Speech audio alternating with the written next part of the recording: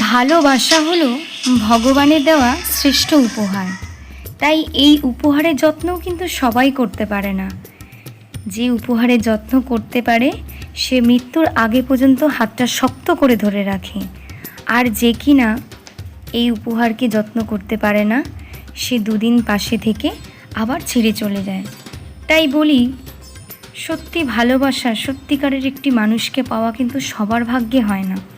তাই কেউ যদি সত্যিকারের মনের মানুষকে পায়, অবশ্যই তাকে আগলে রাখা উচিত। কারণ সবাই পাশে থাকবে বলে সবাই একদিন চলে যায়। বাবা থাকে মায়ের জন্য, মা থাকে বাবার জন্য। একমাত্র পাশে থাকার মানুষ হলো স্বামী কিংবা স্ত্রী। তাই দুজনই একে অপরের পরিপূরক।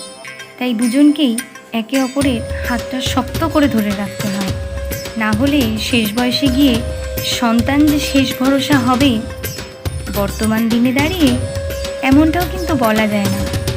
আর সত্যি কথা বন্ধুরা, আমি যে কটা কথা তোমাদের সাথে শেয়ার করি, এটা কিন্তু আমার নিজস্ব অনুভূতি, নিজস্ব মনের কথা। আমি কোনো জায়গা থেকে এটা সংগ্রহ করিনি, কোনো কারোর মুখের কথা না।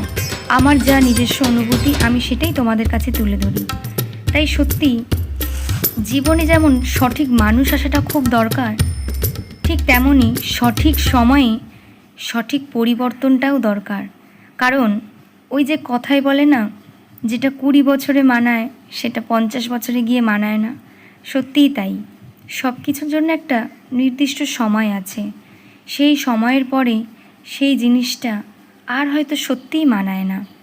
যেমন দেখো, সকালবেলায় ফুল যখন ফোটে তখন যেমন তাজা থাকে, যখন বেলা হয়ে যায়, যখন অনেক কড়া রোদ উঠে যায়, তখন কিন্তু সেই ফুলটা আর সেই টাটকা থাকে না, আস্তে আস্তে শুকিয়ে যায়, তাই না? ঠিক তেমনভাবেই আমাদেরও জীবন বেলাটা হয়তো সেভাবেই শেষের পথে এগিয়ে যায়। আর সেই সময় লাল বেনারসিটাও মানায় না, গা ভর্তি গয়নাটাও মানায় না। তখন ওই সুন্দর নখগুলোতে একটা লাল রঙের নেল পলিশ দিতে গেলে 5 বার ভাবতে হয়, এই কুচকানো চামড়ার মধ্যে মানাবে তো, তাই কি না? তাই সঠিক সময়ে সঠিক জিনিসটা হওয়া দরকার। আর সত্যি সত্যি যে পুরুষ তোমাকে ভালোবাসবে সেই পুরুষ তোমাকে নিঃস্বার্থভাবে আগলে রাখবে।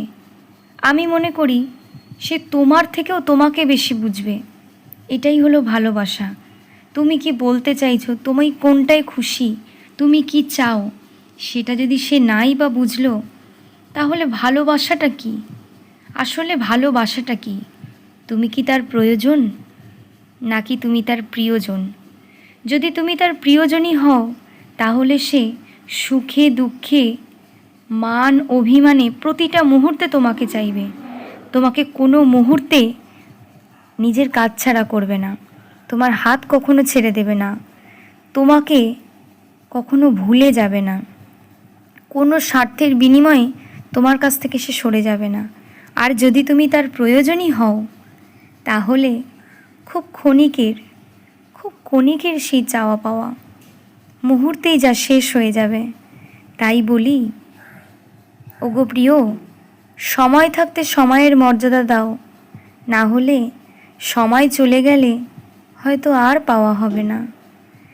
তাই ভালোবাসাকে একটি সুন্দর বাসা, যেখানে ভালোভাবে থাকা যায়, দুটো মনকে অতি যত্নে রাখা যায়, সেটাই হলো ভালোবাসা। এই হৃদয়ে যার ভালোবাসা আছে, আমি মনে করি সেই পৃথিবীর খুব সুখী মানুষ। টাকা পয়সা ধন দৌলত সবারই থাকে, কিন্তু ভালোবাসা, দুটো ভালো হৃদয় এক জায়গায় হওয়া, দুটো ভালো হৃদয়কে ভালো রাখার দায়িত্ব সবাই নিতে পারে না। টাকা পয়সা মুচি মেথর সবাই ইনকাম করে, সবাই উপার্জন করে, কিন্তু ভালো থাকাটা হয়তো ভালো মানুষকে ছাড়া হয় না। ভালো মানুষকে জীবনের পাশে পাওয়া একটি নিঃস্বার্থ মানুষ, যে হাজার বাধা আসলেও সব কিছু উপেক্ষা করেও বলবে না, আমার বউ এমনটা নয়, যে কিনা বলবে তুমি চিন্তা করো না, সব কিছুর পরেও আমি তোমার পাশে আছি। আমি তোমায় ছেড়ে কখনো যাব না। শুধু মুখের প্রতিশ্রুতি নয়, সে কাজেও করবে। সে কখনো কোনো মুহূর্তেই এক ফোঁটা চোখের জল ফেলতে দেবে না। সেই তো আসলে ভালো মানুষ, সেই তো আসল ভালোবাসা। তাই ভালোবাসা সবার ভাগ্যে হয় না। আমি আবারও এই কথাটা বললাম, ভালো থাকবো বললেই ভালো থাকা যায় না। ভালো থাকতে হলে সঠিক মানুষ, সঠিক সময় আসা প্রয়োজন। অনেক স্বপ্ন থাকলেও সব স্বপ্ন সত্যি হয় না, কারণ সঠিক ভালোবাসা আসে না।